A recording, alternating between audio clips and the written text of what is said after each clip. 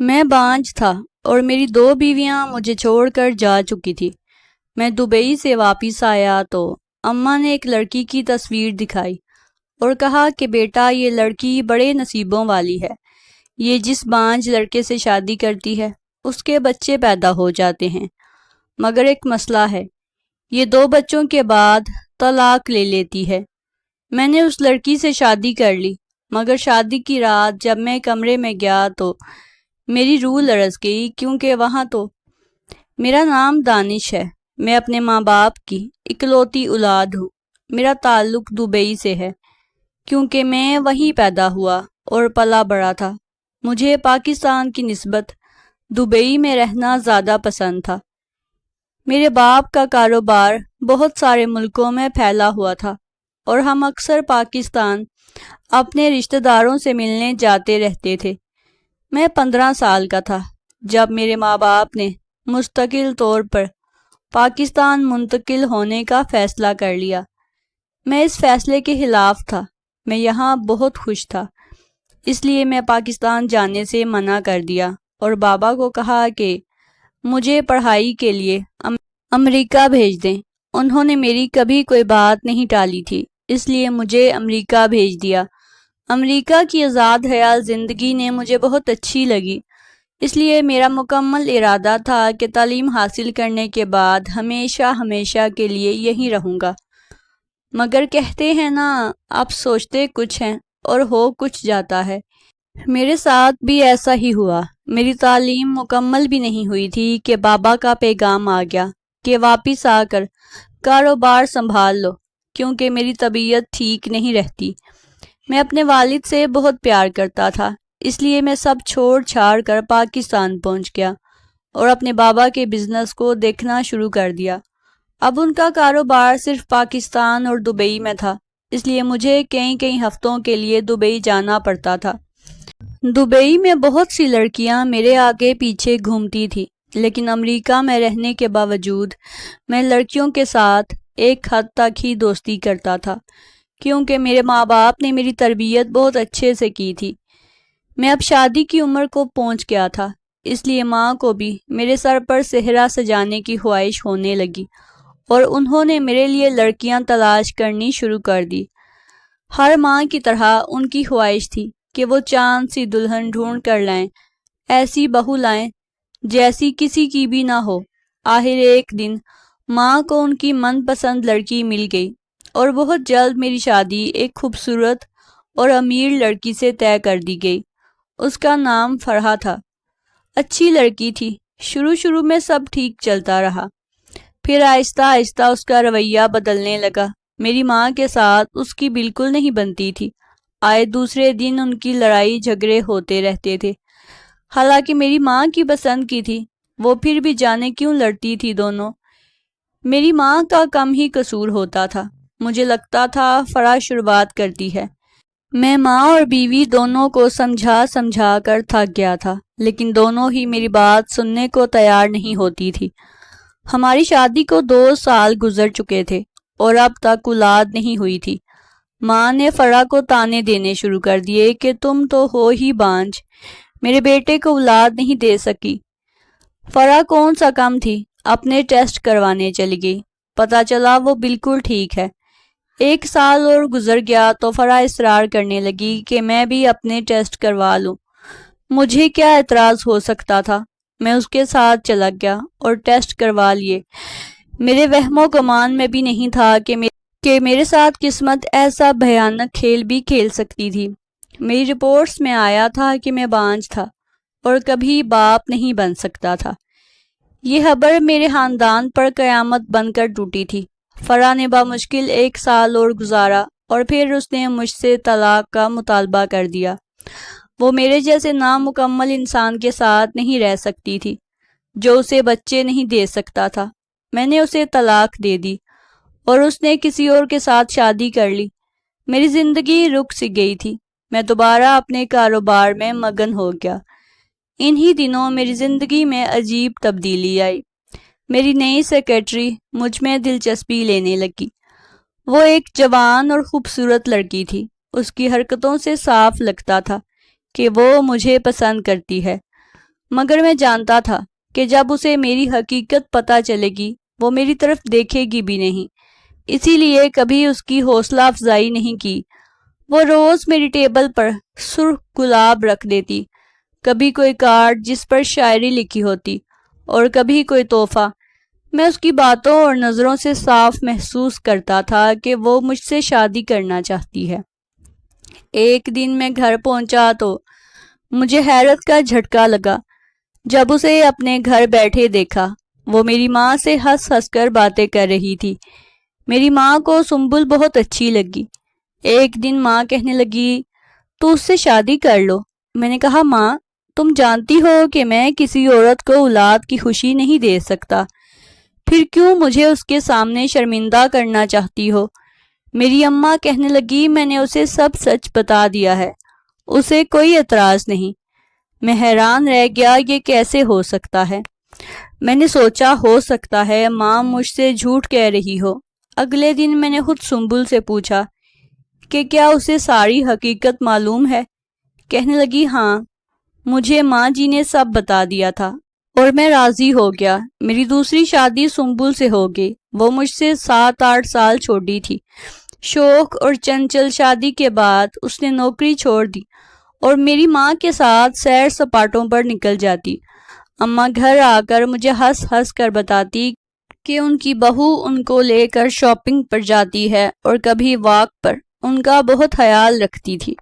شروع میں نے اتنا دھیان نہیں دیا، لیکن پھر میں ٹھٹک گیا کہ روز ہی وہ میری ماں کو کہاں اور کیوں لے جاتی ہے۔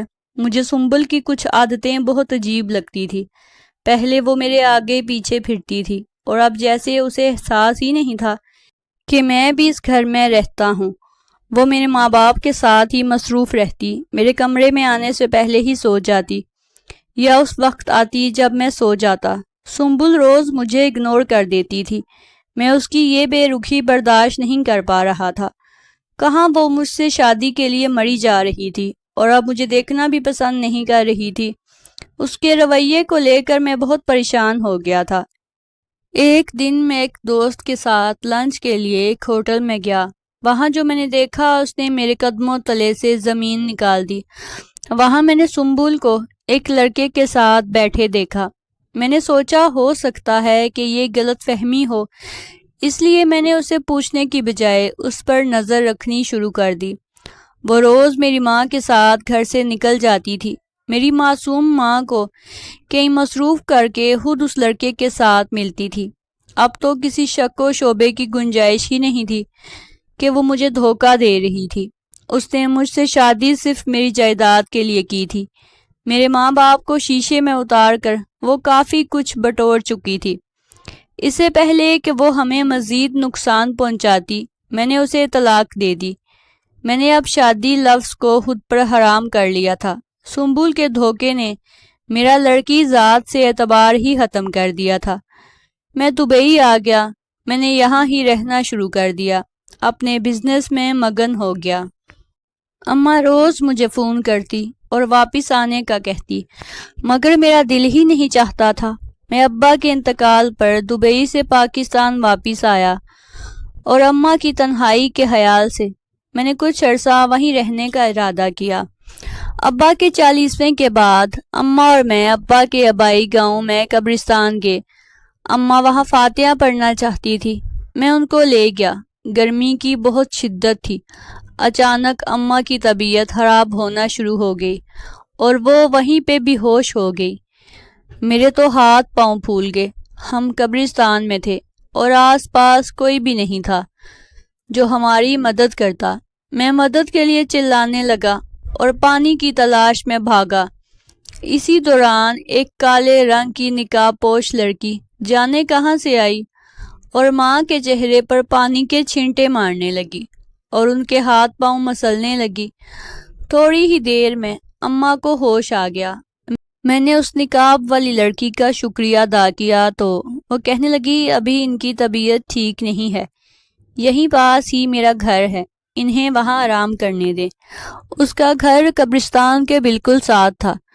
میں اماں کو وہیں لے آیا۔ اس نے اماں کے لیے ٹھنڈا شربت بنایا کیونکہ اماں کو گرمی کی وجہ سے لو لگ گئی تھی۔ اس لڑکی کی وجہ سے اماں کی جان بچ گئی تھی۔ میں نے اس کا شکریہ ادا کیا اور ہم گھر آ گئے، مگر مجھے کیا علم تھا کہ یہ شکریہ اب زندگی بھر کے لیے گلے پڑنے والا ہے۔ اماں کو وہ لڑکی بہت پسند آئی تھی اور اب اکثر وہ ڈرائیور کے ساتھ خود ہی گاؤں چلی جاتی تھی۔ کبھی میں بھی لینے چلا جاتا تھا، لیکن آج تک میں نے اس لڑکی کی شکل نہیں دیکھی تھی۔ وہ ہمیشہ ہی نقاب میں ہوتی تھی، لیکن اس کی آنکھیں دیکھ کر جانے کیوں مجھے احساس ہونے لگتا کہ یہ آنکھیں میں نے پہلے کہیں دیکھ رکھی ہیں۔ کچھ دنوں بعد اماں نے مجھے ایک لڑکی کی تصویر دکھائی اور کہا، دانش دیکھو یہ لڑکی میں نے تمہارے لیے پسند کی ہے، اس سے شادی کر لو۔ میں نے سرسری سی لڑکی کی تصویر دیکھی اور ماں کو واپس کرتے ہوئے کہا، اماں بس کر دو، مجھ میں اب مزید سہنے کی ہمت نہیں ہے، میں ایسے ہی ٹھیک ہوں۔ کیوں دنیا کے سامنے ایک بار پھر میرا تماشا بنانا چاہتی ہو؟ میں نے شادی نہیں کرنی۔ اب اماں نے پرجوش انداز میں کہا، ارے اس بار تمہاری شادی کسی ایسی ویسی لڑکی سے نہیں کرواؤں گی، یہ لڑکی بڑے نصیبوں والی ہے۔ بیٹا اس کے بارے میں مشہور ہے کہ جس بانجھ مرد سے شادی کرتی ہے اس کی اولاد ہو جاتی ہے، مگر ایک مسئلہ ہے، یہ 2 بچوں کے بعد ہی طلاق لے لیتی ہے۔ تم اس لڑکی سے شادی کر لو، تمہاری اولاد ہو جائے گی اور ہمیں وارث مل جائے گا۔ میں اماں کی بے سر باتوں کو سن کر ہنس پڑا اور کہنے لگا، اماں تم کس زمانے میں رہ رہی ہو؟ آج کے زمانے میں بھلا یہ کیسی باتیں کر رہی ہو؟ بانجھ مرد بھلا کیسے اولاد پیدا کر سکتا ہے؟ یہ لڑکی فراڈ ہوگی۔ مگر اماں کہنے لگی، ایسا نہیں ہے، یہ لڑکی واقعہ ہی میں بہت کمال اور خوبیوں والی ہے۔ ماسی زبیدہ کے لڑکے کو تم جانتے ہو نا، وہ بانجھ تھا۔ اس لڑکی سے شادی کی، اس کے 2 بچے ہوئے، لیکن طلاق پتہ نہیں کیوں ہو گئی۔ تم سوچو، ہماری اتنی دولت اور جائیداد ہے، کوئی وارث تو ہونا چاہیے نا۔ ہمارے مرنے کے بعد کروڑوں کی دولت کس کے کام آئے گی؟ رزق لینے میں کیا حرج ہے؟ جہاں 2 شادیاں کی ہیں وہاں تیسری بھی کر لو۔ اماں کی باتوں نے مجھے سوچنے پر مجبور کر دیا۔ وہ بھی اپنی جگہ ٹھیک تھی۔ ہماری کروڑوں کی جائیداد اور دولت واقعہ ہی ہمارے بعد کسی ٹرسٹ یا رشتہ داروں کے پاس چلی جاتی۔ ہو سکتا ہے اس لڑکی میں واقعہ ہی کوئی کمال ہے یا کچھ اور بات ہے، ایک رزق لینے میں کیا حرج ہے؟ میں نے اماں کو ہاں کر دی۔ میں دیکھنا چاہ رہا تھا کہ یہ کون ہے، وہ لڑکی، اور یہ ساری کہانیاں جو اس سے منسلک ہیں، ان میں کتنی سچائی ہے۔ شادی سے 1 ہفتے پہلے مجھے پتا چلا جس سے میری شادی ہونے جا رہی ہے، وہ وہی نقاب پوش لڑکی ہے جس نے اماں کی جان بچائی تھی۔ 1 مہینے بعد میری شادی ہو گئی۔ میری دلہن اور تیسری بیوی کمرے میں انتظار کر رہی تھی۔ میں سسپینس میں تھا اور اس لڑکی کا چہرہ دیکھنا چاہ رہا تھا، کیونکہ جب اماں نے تصویر دکھائی تھی تو میں نے غور نہیں کیا تھا۔ میں کمرے میں گیا، وہ بیڈ پر بیٹھی ہوئی تھی اور گھونگھٹ اوڑھ رکھا تھا۔ میں نے جیسے ہی اس کا گھونگھٹ اٹھایا، ہم دونوں ہی ایک دوسرے کو پہچان گئے اور دنگ رہ گئے۔ حیرت کے مارے میں بس اتنا ہی کہہ پایا، تم یہاں؟ مجھے یقین نہیں تھا کہ میری ملاقات اور شادی اس سے ہوئی ہے جس کا میں نے تصور بھی نہیں کیا تھا۔ اس کا نام زینب تھا، سب اسے زینی کہتے تھے۔ وہ امریکہ میں میرے ساتھ پڑھتی تھی۔ وہ خود کو لڑکی کہتی تھی، مگر لڑکوں والا حلیہ بنائے رکھتی تھی، لڑکوں والے سارے کام کرتی تھی۔ لوگ اس کے بارے میں کہتے تھے کہ وہ نہ تو لڑکا ہے اور نہ لڑکی، مگر چونکہ ایسی باتیں پاکستان میں نوٹ کی جاتی ہیں، امریکہ میں نہیں، اس لیے اس جیسے لوگوں کو کوئی بھی طعنہ یا بات نہیں کرتا تھا۔ وہ خود کو زینی کہلواتی تھی۔ میرے ساتھ بھی اس کی کافی اچھی بات چیت تھی۔ وہ عجیب و غریب سی فطرت رکھنے والی تھی، ہر وقت اچھلتی کودتی رہتی تھی۔ ایک دن میں نے اس سے پوچھ ہی لیا کہ یار تم لڑکی ہو یا لڑکا؟ تو تب اس نے ہنس کر کہا، تم جو مرضی سمجھ لو، اور اس کے جواب سے مجھے پتا چل گیا کہ وہ نہ تو لڑکی ہے اور نہ ہی لڑکا۔ پوری یونیورسٹی میں اس کی کافی شہرت تھی، کلاس میں بھی ٹاپ کرتی تھی۔ میں 3 سال تک اس یونیورسٹی میں رہا تھا اور زینب کو میں نے کبھی لڑکی کے روپ میں نہیں دیکھا تھا۔ اس وقت میرے لیے یہ یقین کرنا مشکل ہو رہا تھا کہ میرے سامنے دلہن کے روپ میں زینب بیٹھی ہوئی تھی، ایک لڑکی کے روپ میں، وہ بھی مجھے دیکھ کر پہچان گئی تھی۔ شوق کے مارے کھڑی ہو گئی۔ تم دانش ہو نا، میری یونیورسٹی فیلو؟ ہم ساتھ پڑھتے تھے نا؟ میرا دماغ اس وقت پھٹ رہا تھا۔ مجھے کچھ سمجھ نہیں آ رہی تھی کہ میرے ساتھ ہوا کیا ہے۔ میں بانجھ تھا، لیکن تھا تو مرد نہ، اور وہ نہ تو عورت تھی اور نہ مرد۔ میرے ساتھ قسمت نے ایک بار پھر سے دھوکہ کر دیا تھا۔ میں فوراً کمرے سے باہر گیا، اس کے کچھ بھی کہنے سے پہلے کمرے سے باہر آ گیا اور دوسرے کمرے میں بند ہو گیا۔ میرا دل چاہ رہا تھا میں دھاڑے مار مار کر روں۔ میرا آخر کیا قصور تھا؟ میرے ساتھ ہی ہمیشہ برا کیوں ہوتا تھا؟ اور اب تو میری شادی اس لڑکی سے ہوئی تھی جو لڑکی ہی نہیں تھی۔ میں واپس ماں کے کمرے میں گیا تو وہ سو رہی تھی۔ ان کو جگانے کی ہمت نہ ہوئی۔ میں خود تو دکھی تھا، لیکن ان کو دکھی نہیں کر سکتا تھا، اس لیے خاموشی سے وہاں سے چلا آیا۔ مجھے تو یہ سمجھ نہیں آ رہی تھی کہ زینب تو امریکہ میں رہتی تھی، یہاں کیسے آ گئی۔ میں کچھ دیر یوں ہی کمرے میں ٹہلتا رہا، پھر اپنے کمرے کی طرف بڑھ گیا۔ شاید میں خود کو تسلی دینا چاہ رہا تھا کہ ہو سکتا ہے وہ زینب نہ ہو، کوئی اور لڑکی ہو اور مجھے غلط فہمی ہوئی ہو۔ میں کمرے میں گیا تو وہ سو رہی تھی۔ میں غور سے اس کا چہرہ دیکھنے لگا۔ وہ وہی تھی۔ اس کے لمبے بکھرے بال اور دلہن والا حلیہ دیکھ کر کوئی نہیں کہہ سکتا تھا کہ یہ سالوں پہلے کیا تھی۔ یہ واقعہ ہی لڑکی تھی یا وہ سچ تھا جو امریکہ میں سب لوگ اس کے بارے میں کہتے تھے۔ میرے ذہن میں بہت سارے سوالات آ رہے تھے۔ میں گھر سے باہر نکل گیا اور ساری رات سڑکوں پر آوارہ پھرتا رہا۔ اگر مجھے ماں کا خیال نہ ہوتا تو میں شاید اپنے ساتھ کچھ کر لیتا۔ صبح کی اذانیں ہوئی تو میں گھر واپس آ گیا۔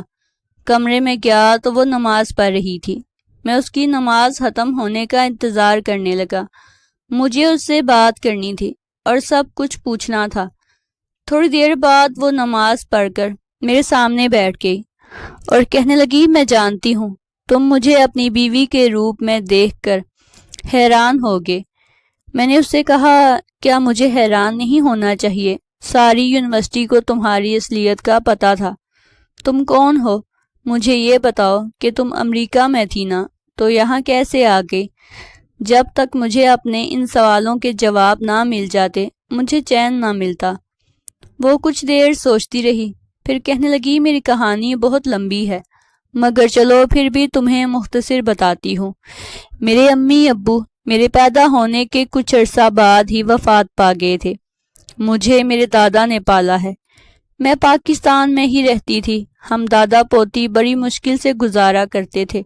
میرے دادا ایک حکیم تھے اور جڑی بوٹیوں سے گاؤں والوں کا علاج کرتے تھے، مگر جب سے لوگوں نے ڈاکٹروں کے پاس جانا شروع کیا تھا تب سے ان کے پاس رش کم ہونے لگا اور ختم ہی ہو گیا۔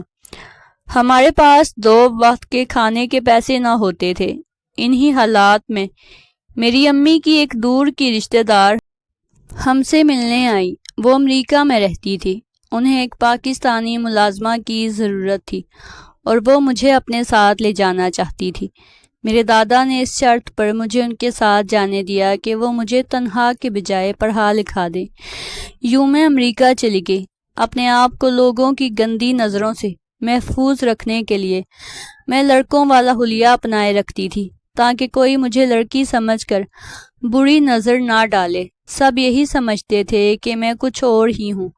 میں نے بھی کسی کی غلط فہمی دور نہیں کی کہ جس کو جو سمجھنا ہے وہ سمجھتا رہے، حالانکہ حقیقت تو یہ تھی کہ میں ایک لڑکی ہی تھی۔ امریکہ میں جن رشتہ داروں کے گھر رہتی تھی وہ بہت اچھے تھے۔ انہوں نے میری تعلیم مکمل کروائی اور میں نے ڈاکٹر کی ڈگری حاصل کر لی۔ میں اپنے دادا کے پاس واپس آ گئی کیونکہ وہ بہت بوڑھے ہو گئے تھے۔ انہوں نے اپنی زندگی میں ہی میری شادی اپنے نواسے سے کر دی۔ شادی کے بعد مجھے پتا چلا کہ اس میں تو نقص ہے۔ اس کی رپورٹس خراب آئی تھی۔ میرے دادا نے مجھے تسلی دی اور کہا وہ جڑی بوٹیوں سے تیار کردہ ایسی دوا بنا کے دیں گے جب وہ کھائے تو اس کی بیماری دور ہو جائے گی۔ پھر ایسا ہی ہوا، میں نے وہ دوا شوہر کو کھلانی شروع کی تو اس کی بیماری اور کمزوری دونوں دور ہو گئی۔ ہمارے 2 بچے ہوئے، لیکن کچھ عرصہ بعد میرے شوہر نے مجھے طلاق دے دی کیونکہ اس کا چکر کسی اور سے چل رہا تھا، اور گاؤں میں مشہور ہو گیا کہ میں بانجھ مردوں کو ٹھیک کر دیتی ہوں۔ اسی لیے میری دوسری شادی بھی ہو گئی۔ دوسرے شوہر کو بھی نانا حکیم کی دوا کھلائی اور وہ بھی ٹھیک ہو گیا، لیکن شادی کے 2 سال گزرنے کے بعد بھی اولاد نہ ہوئی تو مجھے طلاق ہو گئی۔ اس نے مجھے چھوڑ دیا اور کسی اور سے شادی کر لی، تو اب اس کی اولاد بھی ہو گئی، اور میں اپنے گھر میں دوسری بار طلاق یافتہ کا داغ لے کر بیٹھی ہوئی تھی۔ میں اب کسی سے شادی نہیں کرنا چاہتی تھی کیونکہ بہت عجیب باتیں لوگ مجھ سے منسوب کرنے لگے تھے، لیکن قسمت دیکھو، ایک بار پھر میرے ساتھ کھیل کھیل کے میری شادی تم سے ہو گئی۔ زینب کی کہانی سن کر میں دنگ رہ گیا تھا۔ اس بیچاری نے تو مجھ سے زیادہ مصیبتوں کو جھیلا تھا، میں تو پھر مرد تھا اور وہ عورت ہو کر حالات سے لڑتی رہی تھی۔ اچانک مجھے خیال آیا تو میں نے پوچھا، میں تو تمہیں تب نہیں پہچان پایا کیونکہ تم نقاب میں تھی، لیکن تم نے مجھے کیوں نہیں پہچانا؟ میں اماں کو 2-3 بار لینے آیا تھا۔ کہنے لگی تم نے ہمیشہ کیپ پہنی ہوتی تھی اور گلاسز لگائے ہوتے تھے، اور ویسے بھی میں اپنی نظریں نیچی ہی رکھتی تھی، اس لیے تمہیں دھیان سے نہیں دیکھا۔ کچھ دیر بعد میں نے اس سے پوچھا، تمہارے نانا مجھے بھی وہ دوا بنا دیں گے؟ اس نے جو جواب دیا اسے سن کر میری پریشانی میں اضافہ ہو گیا۔ کہنے لگی 2 ماہ پہلے ہی نانا جی کا انتقال ہو گیا تھا، لیکن تم گھبراؤ نہیں، آج میڈیکل سائنس نے بہت ترقی کر لی ہے، ہو سکتا ہے تمہارا علاج ہو جائے۔ اس کی بات سن کر مجھے کچھ تسلی ہوئی۔ وہ کہنے لگی تم فکر نہ کرو، مجھے شادی سے پہلے اماں نے صاف صاف بتا دیا تھا، میں تمہارے ساتھ ہوں، کبھی تمہیں چھوڑ کر نہیں جاؤں گی، چاہے تم جیسے بھی ہو۔ میں نے اسے اپنی رپورٹس دکھائیں تو کہنے لگی ان رپورٹس میں تو لکھا ہے کہ تم میں بس تھوڑا سا نقص ہے جو 3 ماہ دوائیاں کھانے سے ٹھیک ہو جائے گا، تم بانجھ نہیں ہو، علاج ہو سکتا ہے تمہارا۔ اس کی بات سن کر میرے سر پر آسمان پھٹ گیا۔ میری پہلی بیوی فرح نے تو کچھ اور ہی کہا تھا۔ اگلے دن میں اور زینب ڈاکٹر کے پاس گئے۔ ڈاکٹر نے بھی وہی کہا جو زینب نے کہا تھا کہ میں ٹھیک ہو سکتا ہوں، معمولی سا مسئلہ ہے۔ میں نے ڈاکٹر کا کورس کرنا شروع کر دیا، لیکن مجھے یہ بات سمجھ نہیں آ رہی تھی کہ فرح نے جھوٹ کیوں بولا۔ شاید وہ مجھ سے چھٹکارا چاہتی تھی، اس لیے، اور میں اس کے جھوٹ کو سچ سمجھتا رہا اور تکلیف میں مبتلا رہا۔ زینب کے آنے سے میری زندگی جنت بن گئی تھی۔ وہ بہت اچھی بیوی اور بہو ثابت ہوئی تھی۔ میری ماں بھی اس سے بہت خوش تھی۔ میرا علاج مکمل ہو گیا۔ 2 سال بعد اللہ نے اولاد بھی دے دی، تو جیسے سارے دکھوں اور تکلیفوں سے ہمیں نجات مل گئی۔ میں نے اور زینب دونوں نے زندگی میں بہت تکلیفیں کاٹی تھی، اور اب لگتا تھا کہ اللہ نے ہمیں ایک دوسرے سے ملانے کے لیے ہی ہمیں آزمائشوں میں ڈالا تھا۔ کچھ عرصے بعد میری پہلی بیوی فرح میرے گھر آئی اور مجھ سے معافی مانگنے لگی۔ کہنے لگی میں شادی سے پہلے کسی اور کو پسند کرتی تھی، مگر گھر والوں نے زبردستی تم سے شادی کروا دی۔ میں بہانہ ڈھونڈنے لگی تھی کہ کسی بہانے سے تم سے جان چھڑوا لوں، اسی لیے میں نے تمہاری رپورٹس کے بارے میں تم سے جھوٹ بولا۔ اصل میں اسے اس کے دوسرے شوہر نے چھوڑ دیا تھا، اس لیے وہ میرے پاس آئی تھی اور چاہتی تھی میں اس سے دوبارہ شادی کر لوں۔ میں نے اسے معاف کر دیا، لیکن صاف کہہ دیا کہ میں اب تمہیں اپنی زندگی میں دوبارہ شامل نہیں کر سکتا، کیونکہ میں اپنی بیوی اور بچوں کے ساتھ بہت خوش ہوں۔ میری زندگی بہت سی اونچ نیچ سے گزری۔ مجھے لگتا تھا میرے حالات کبھی ٹھیک نہیں ہوں گے، لیکن میں بھول گیا تھا کہ اللہ کی ذات اپنے بندوں پر بہت رحیم ہے۔ اس کے ہاں دیر ہے مگر اندھیر نہیں۔ آخرکار بہت سی آزمائشوں کے بعد آج میرے پاس زندگی میں وہ سب کچھ تھا جس کی لوگ آرزو کرتے ہیں، نیک اولاد، ماں کی دعائیں، عزت، دولت اور سب سے بڑھ کر ایک وفادار بیوی جس کے بعد کچھ بھی ممکن نہیں تھا۔ میں اپنی بیوی کے ساتھ بہت خوش ہوں اور دعا کرتا ہوں ہم ہمیشہ خوش رہیں، اور میری دعا ہے کہ ایسی وفادار بیوی اللہ تعالیٰ ہر مرد کو دے۔ اس نے میرے گھر کو آتے ہی گھر کو جنت بنا دیا۔ میری زندگی بہت سکون سے گزر رہی ہے اور میری ماں بھی بے حد خوش ہے۔ ہمارے پاس اللہ کا دیا سب کچھ ہے۔ ناظرین، مزید اس طرح کی سبق آموز کہانیاں اور واقعات سننے کے لیے ہماری ویڈیو کو زیادہ سے زیادہ لائک کر دیں، شیئر کر دیں، اور اگر ابھی تک آپ نے ہمارے چینل کو سبسکرائب نہیں کیا تو ہمارے چینل کو سبسکرائب کر دیں۔